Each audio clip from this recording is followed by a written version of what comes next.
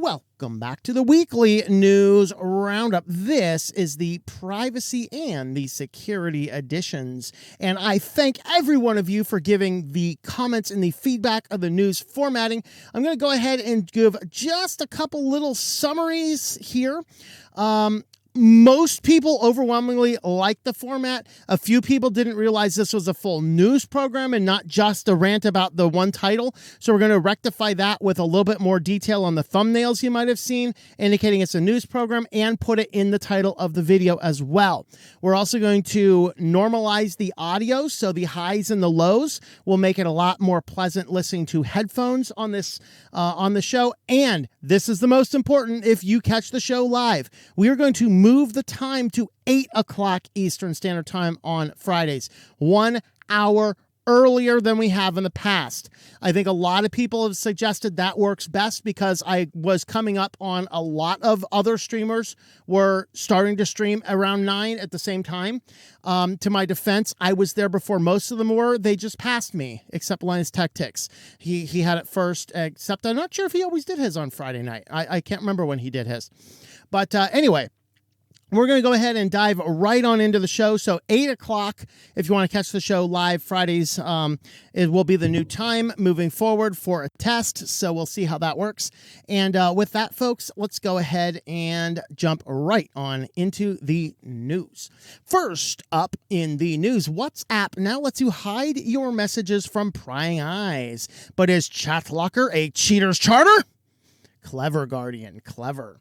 So the idea is that now in your WhatsApp messages, of course, I wouldn't use WhatsApp because it is a Meta company. You know, I just don't really trust a computer company, that their address is at One Hacker Way. My apologies. I just do not want some company at One Hacker Way to have access to my computers and phones and accounts and stuff like that. It's got me crazy, but there's just something about the peak of irony of that I just really don't like. But according to them, according to what they say, they can't see your messages. And now what they're doing is they're adding this chat locker, which is going to enable you to lock certain chats behind a second verification.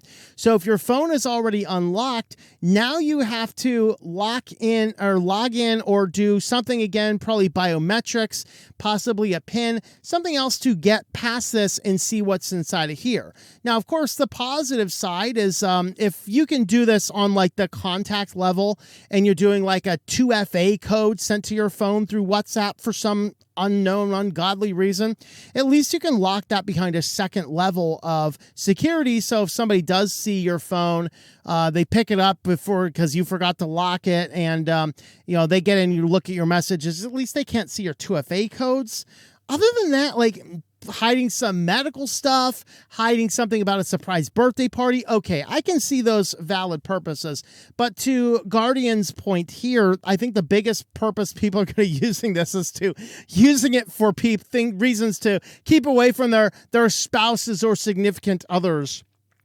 So that's kind of what the idea is here. So the chat lock feature on WhatsApp is new. Cheating, by contrast, has been going on since Venus was carrying on with Mars behind Vulcan's back. All right. They're assuming everyone. How much you want to bet, like, if you happen to be, where's the author of this? Okay. If you happen to be dating Betsy Reed, you might want to investigate. She seems super focused on this cheating stuff. But anyway, just a funny comment, not making any accusations there. So the idea here is the feature basically allows you to hide certain conversations. You tap on a group or a one-to-one chat, enter a password or biometric like a fingerprint to lock it, and it's for your eyes only. The contents of the chat are also hidden in notifications. Why? They say, we think this feature will be great for people who have reasons to share their phones from time to time with a family member, or those moments when somebody else is holding your phone at the exact moment an extra special chat arrives. So that's valid. That's valid, you know. I am a big advocate that any people that I spend a lot of time with, they will know the password to my phone, because, you know, if we're like hiking through the woods or something and they left their phone and I have mine in my pocket and I get bit by some rattlesnake, like almost happened in North Dakota this year. Like, North Dakota almost killed me, just aside. I walk out one time into a bee's nest, like a farmer's bee's nest, didn't know it was there, and I'm instantly surrounded by like 5,000 bees, and somehow I didn't get stung. And then I'm walking through a field and I almost get bit by a rattlesnake. He rattled at me and turned me out, and so North Dakota about killed me, I gotta say. But if you have my phone and I don't want you to see certain text messages, why? I don't know. Planning a party, whatever else. I mean, I don't have any significant other. I don't even have a first significant other, let alone 5 or 6 of them down there. But with that being said, they're focusing here on you might have something that you want to keep secret. Okay, that's fine. I'm okay with that. Maybe indeed you do have something to hide. Ooh. So why extra special chats? What that could be about? So you can see the Guardian post is all completely assuming you're cheating. I'm not going to go that far. I'm just saying I'm not sure I completely get the point of this. It seems like a little bit of weird, but I don't know. I wouldn't use WhatsApp anyway. And then if somebody can access your phone, they probably already have access to a lot of other stuff. I don't know. It's weird, but hey, it's a new thing we can think about and talk about. Is this good? Is this bad? Is this indifferent? I'm kind of sitting on the indifferent, mostly because I wouldn't use WhatsApp anyway. But who knows? They might roll this out to Signal or something else I'd be more inclined to use than, the company at One Hacker Way. And our next story, Microsoft is searching within your secure folders for malware, even if you have a password. So they're literally trying to hack into your password-protected zip files to scan your password-protected zip files for malware. All right, this is good in the sense that if some scammer sends you some zip file, even if it's password-protected, they can scan it and identify it. The problem is the people who found this was going on were security researchers, and Microsoft kept deleting the messages they were sending to their friends. They're like, hey, I think this is malware. What do you think? You're sharing malware back and forth, okay?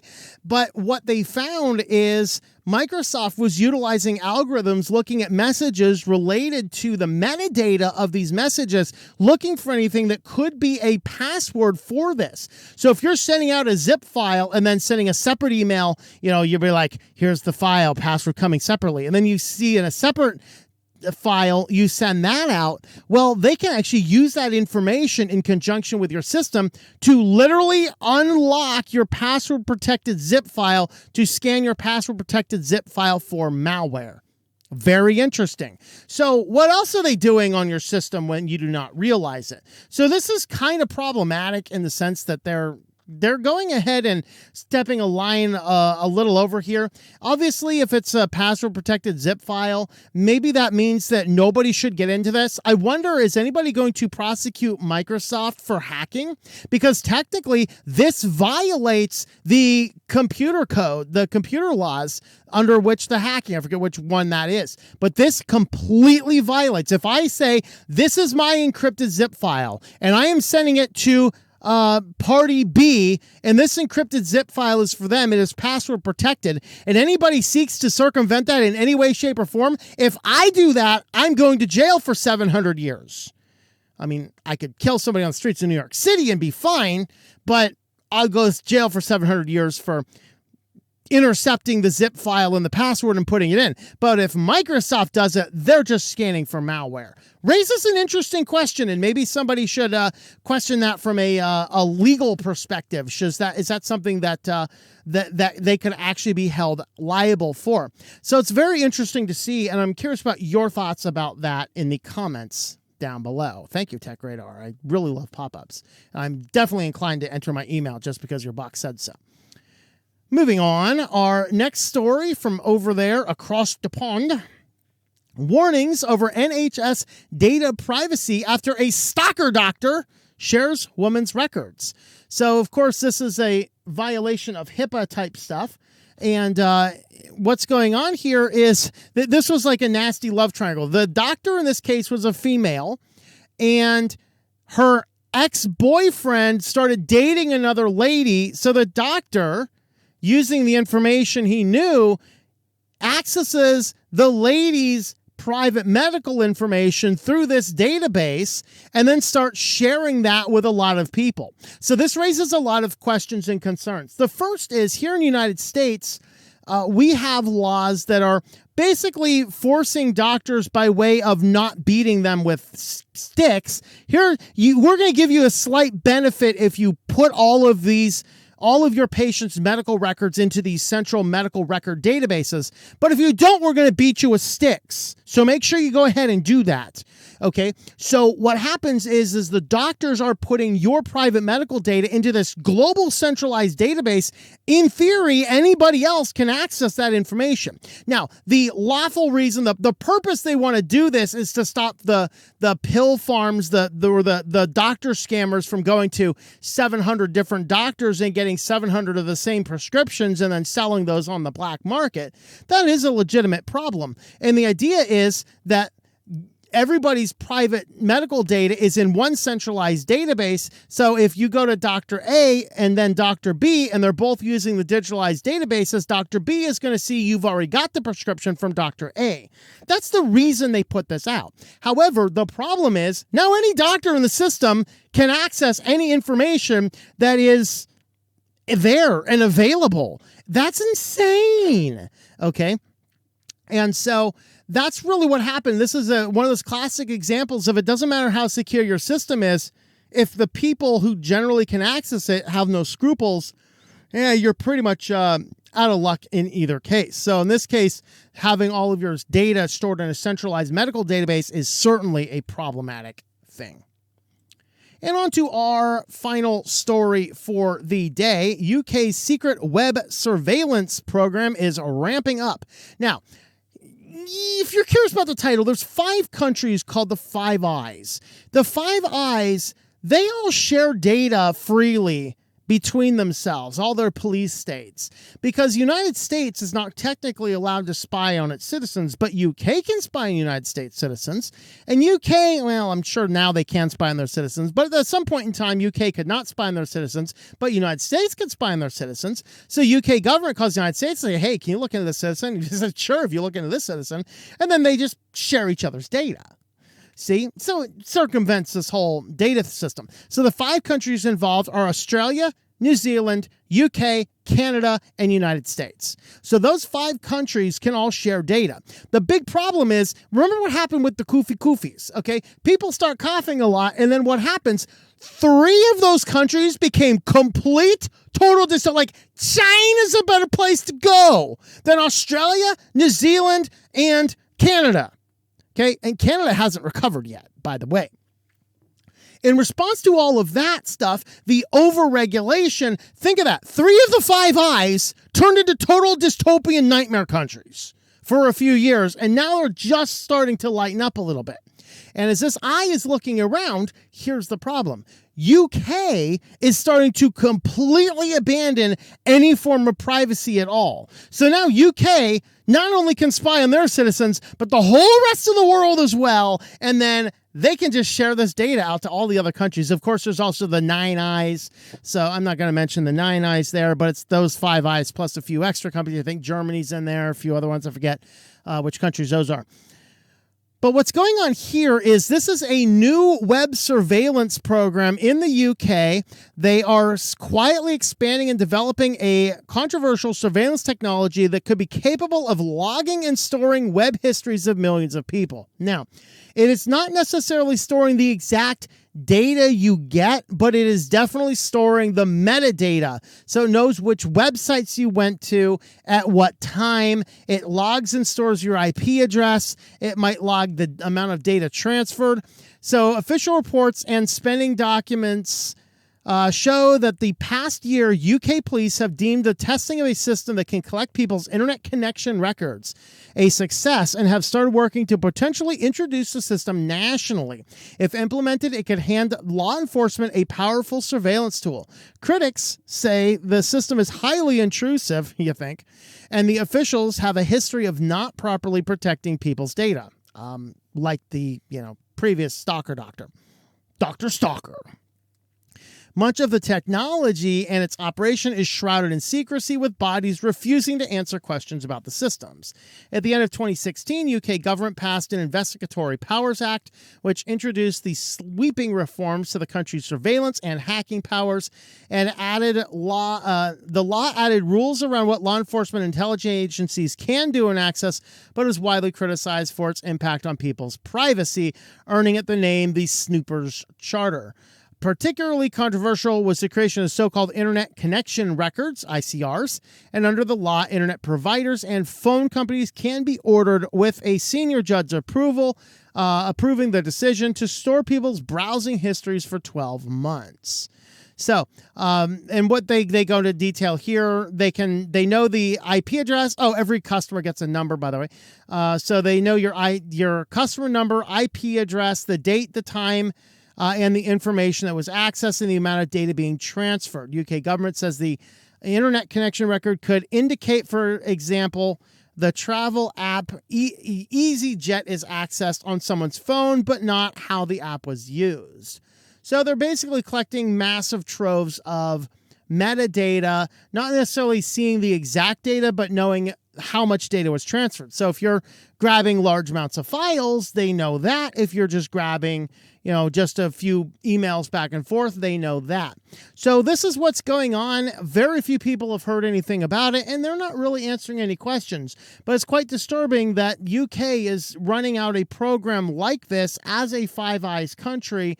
Now, can UK have any ability to do that across that other area? Probably not, at least yet, but you never really know. And so it raises a lot of questions. And when one of the Five Eyes starts creating an internet surveillance state, you can be sure this is not too far behind on any of the other states. With that being said, though, guys, if you want to help support the channel, we do have a merch shop. So you can find that over at shop.switchedtolinux.com. You can get some t-shirts, you can get some hats like this hat here. I have a nice coffee cup as well.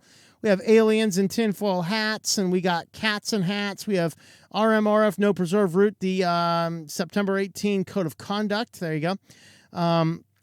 Old stuff. We need to get some new designs in here. We do have Switch to Linux, you fool.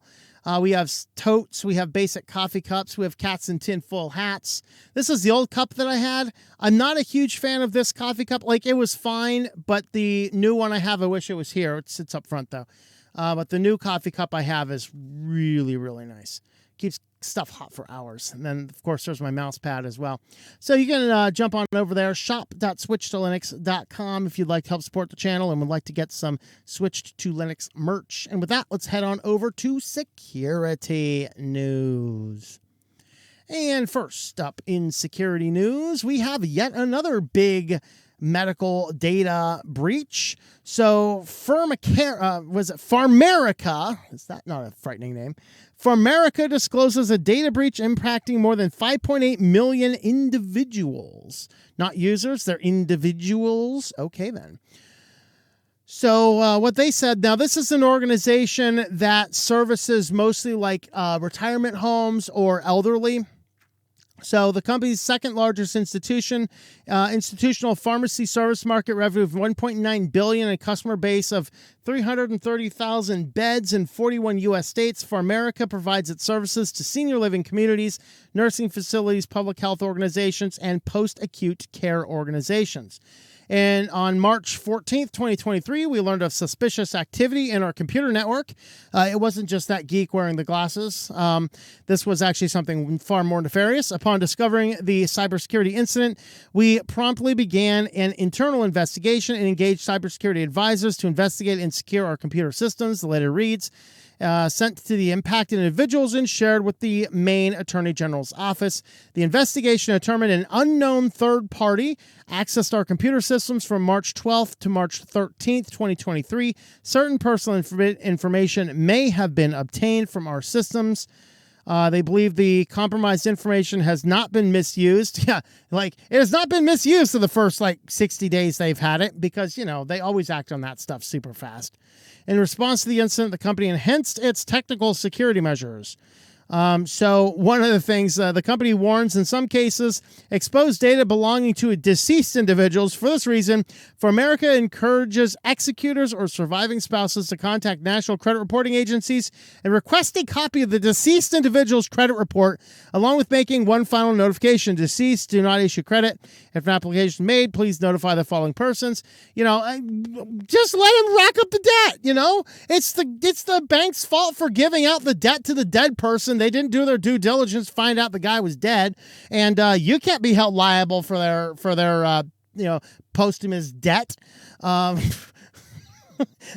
the bank take the hit on that one. I'm sorry. So anyway, Pharmerica data breach. Wemo has a smart plug. Of course, I have been warning about smart technology since the very first day of this channel. This is a smart plug. You can plug this guy into your plug, and then you get, the ability to control lights with a smartphone because, oh my Lord, I need to turn on my light. Let me turn on my light from my smartphone, from my car, from the internet, Well, it turns out that this tool is actually has a bug in it that allows anybody to basically twaddle it, and do whatever else they want to do with it from the internet. It's completely insecure. People can do whatever with it that they want. And then the company comes and says, we're not fixing that. It's not worth our time. Well, they sold like 7 million of those things. We're not going to bother fixing any of them, So, the information was disclosed, but they're just kind of like, it's an old product. And this is why you don't want smart devices. So we've had this discussion about like smart refrigerators, right?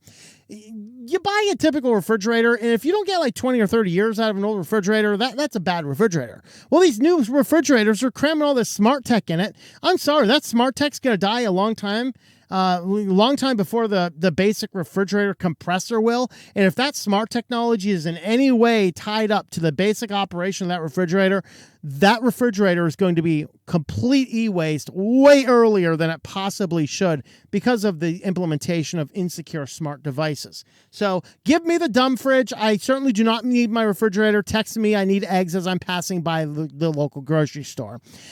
Trust me, I can manage things like a shopping list. I mean, I got sticky notes all over my desk here. You can't see those in the green screen. Isn't that cool? I got sticky notes all over here. Trust me, I can remember to pick up eggs. My refrigerator does not need to remind me of it, and this is exactly why. Well, there is a child safety app that you're supposed to be able to use to make sure your child has all the limitations on your smart device. The problem is it's completely full of vulnerabilities, and children can get out of it simply by booting into the phone in safe mode. And there's a lot of other ways around it as well. And so with that in mind, this is why we need unlocked devices. This is why I do not buy phones I cannot install Lineage on or Graphene OS. Anything that I can modify the system files, because this phone here has embedded built-in ad trackers that I put, like ad blockers that I put in there when the phone was being installed so that I don't have massive swaths of ads looking at me at all times. I can limit a lot more things and limit what the kids can see. And then, of course, I'm not giving my kids unfettered access to technology anyway. So this Child Safety Act, the app Parental Controls Kids Place, is an Android app which is incredibly popular is sporting 5+ million downloads on the Google Play page. In terms of what the app, this is hilarious. So remember they rolled out these privacy cards. We're like, this is all self-reporting. So according to the app, no data is shared with third parties. Precise location, name, email, installed apps, and other actions, crash logs, and other IDs may be collected. Data is encrypted in transit, and you can request data to be deleted.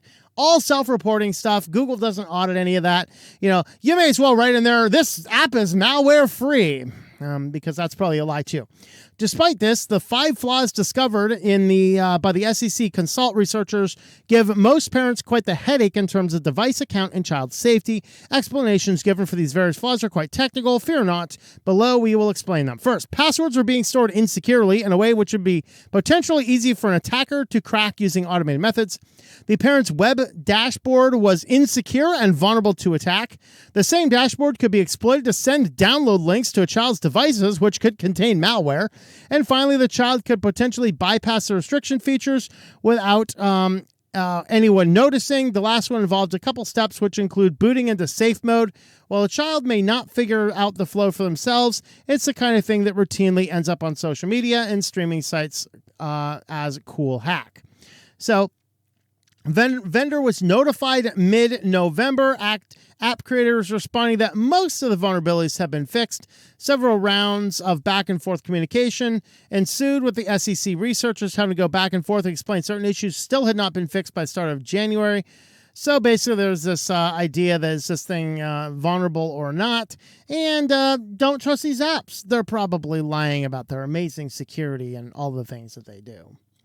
And on to the most stupid thing I've ever heard this year in web technologies. Of course, you can get all sorts of weird things on the if we refer to the word TLD, top level domain. First, those last little portions of the domain. So the most common, of course, is .com. Then we have .net, and then countries have like .us, .ca, .uk, etc., etc. And you can get .xxx, are super expensive, but you know, if you're into things that are banned in Utah, you know, go for it. .xxx all the way home. Or if you're playing old Final Fantasy, that just means you're killing a monster, whatever. But now .zip. Think about this, okay? Zip files are routinely downloaded from the internet using the HTTP protocol, which means you're often going to blah-blah-blah.com/reallycool.zip. Well, the way that's kind of translated in the modern way of doing things, the .zip can start being exploited to send malware. So you can literally start seeding up sites with .zip domains containing malware that people are thinking they're downloading zip files. I mean, I'm telling you, this opens up a Pandora's box that should never be opened up. This opens up enough Pandora's box for ICANN to come out and say, no, we're going to ban .zip. But no, they're not doing it. So on Wednesday, May 3rd, 23rd, what are we, time travelers here? On May 3rd, 2023, Google introduced 8 new top-level domains available for purchase that can be used with websites and or emails. For these 8 new TLDs, one stands out as a security risk, .zip. .zip TLD contains concerning, since it also is an extension of common files shared over the internet. With the inclusion of .zip as the domain, emails, clients, web platforms will now accept URLs disguised as file names with .zip extensions. Threat actor could theoretically purchase .zip domain with the same name commonly as update.zip and have a victim mistakenly visit the site during a phishing campaign to download malware. They identified .zip domains as being abused for successful phishing campaigns, leveraging popular software devices and things like that. Recommendations. Number 1, block zip TLDs at your organizational level. So you can block .zips on your various things. If you're using like a Pi-hole, I'm sure you can do that. I'll have to look into how you can do that though. Recommendation number 2, provide user awareness training. Yeah, if you see something like update.zip, don't update it, okay? No one's sending you updates in .zip files. What is this, 1995? No, don't do that. So just be aware of that, and if you'd like to help support the channel, you can be aware that we are over on Patreon. Patreon.com/TOMM. You can jump on over there, help support the channel, and that will keep us going. And, of course, the more we get over there, the more time we can focus on this, and the less time I can focus on building websites and such like that. With that, thank you for watching, and we will see you all next time. Thank you for watching this video from Switched to Linux. This channel would not be possible without the backing of the program supporters scrolling on the screen now. You can be a supporter at Patreon at patreon.com/TOMM or at thinklifemedia.com. I also want to thank the open source community who creates such excellent software that makes producing this show possible. Please remember to support your software communities. Thank you, and I hope that you enjoy switching to Linux.